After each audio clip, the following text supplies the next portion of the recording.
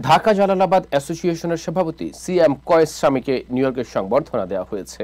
Jalalabad association of আমেরিকার উদ্যোগে এই সংবর্ধনা দেওয়া হয়। নিউ ইয়র্ক সিটির একটি পার্টি হলে এই অনুষ্ঠানের আয়োজন করে সংগঠনটি। বিস্তারিত রিপোর্টে। সিএম কয়েস স্বামী, যার রয়েছে একটি বর্ণিল ক্যারিয়ার, বৃহত্তর সিলেট অঞ্চলের মাটি ও মানুষের কল্যাণে একজন নিবেদিত প্রাণ। দীর্ঘ পথচলায় সিলেটের কল্যাণে কাজ করেছেন নিরন্তর। এবার যুক্তরাষ্ট্রে সফরকালে তাই তো জালালাবাদ অ্যাসোসিয়েশন অব আমেরিকার পক্ষ থেকে পেয়েছেন উষ্ণ ভালোবাসা।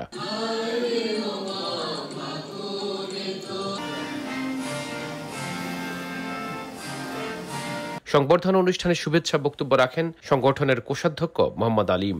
গভর্নমেন্ট আমাদেরকে 2.5% মানি অতিরিক্ত জমা দিয়ে থাকে। এটার প্রস্তাব বা জনক উনি নিজেই ছিলেন। বিগত সরকারের আমলে উনি এই প্রস্তাবটি উত্থাপন করেছিলেন এবং ওনার উত্থাপনের ফলশ্রুতিতে আজকে আমরা প্রবাসীরা এই আর্থিক সহযোগিতা পাচ্ছি। অনুষ্ঠানটি সঞ্চালনা করেন সংগঠনের ভারপ্রাপ্ত সাধারণ সম্পাদক রোকন হাকিম।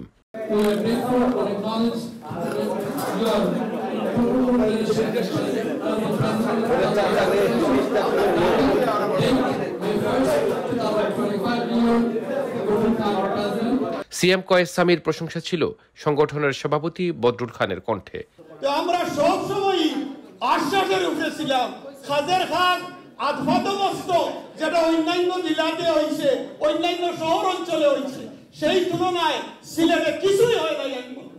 এই হিসাবে বলবো, যেহেতু আপনারা ঢাকায় থাকেন, মনে রাখবেন কয়েস ভাই, আমরা যারা প্রবাসী হয়ে গেছি, আমরা বাংলাদেশ নিয়ে আমরা চিন্তার কিছু নাই, কিন্তু একটা কথা, আমাদের পূর্বপুরুষরা বাংলাদেশে আছে। অনুষ্ঠানকে আলোকিত করেছেন আমরেলা সংগঠন বাংলাদেশ সোসাইটির সভাপতি আতাউর রহমান সেলিম। এ সময় সিএম কয়েস স্বামীর কর্মময় জীবন নিয়ে আলোচনা করেন তিনি। আপনার এইটাকে পরিপূর্ণ একটা আন্তর্জাতিক বিমানবন্দর করার সহযোগিতা জানাচ্ছি। সেই হিসাবে আরো একটি কথা বলে আমার বক্তব্য শেষ করব।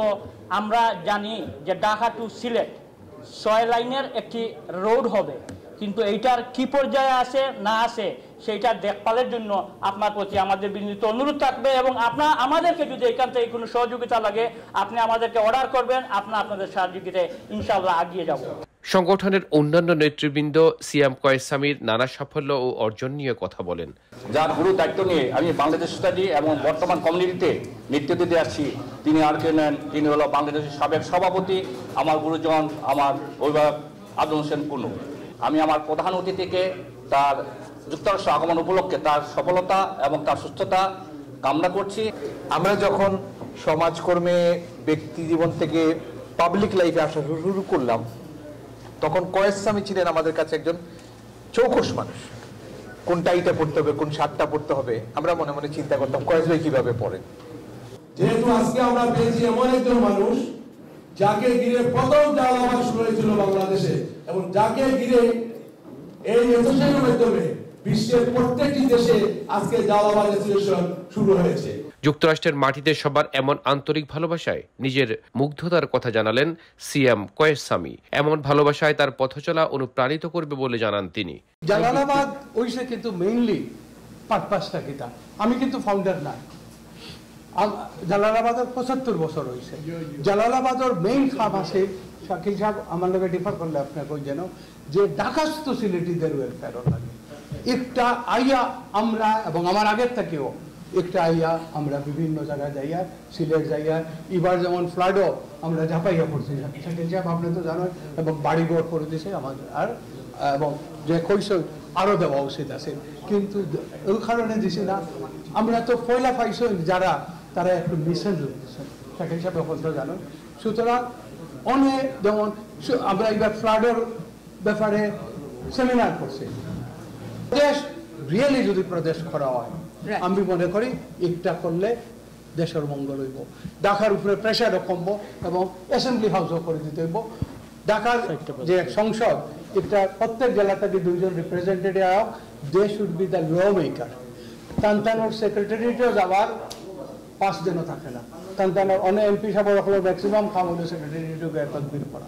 সুতরাং প্রদেশের ব্যাপারে হওয়া, আমরা সিলেটের দাবি অলরেডি তুলছি,